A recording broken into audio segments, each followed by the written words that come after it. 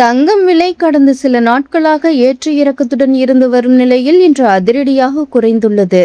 இதனால் நகைப்பிரியர்கள் மற்றும் இல்லத்தரசிகள் மகிழ்ச்சி அடைந்துள்ளனர். சென்னையில் ஆபரண தங்கத்தின் விலை இன்று சவரனுக்கு ரூபாய் 1200 குறைந்துள்ளது.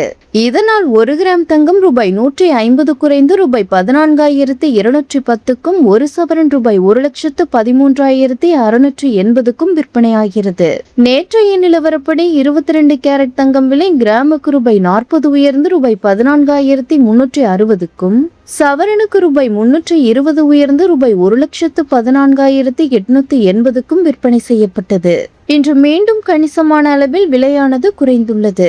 அதேபோல் 18 கேரட் தங்கம் விலை கிராமுக்கு ரூபாய் 120 குறைந்து ரூபாய் 11,860க்கும், சவரனுக்கு ரூபாய் 960 குறைந்து ரூபாய் 94,880க்கும் விற்பனை செய்யப்படுகிறது.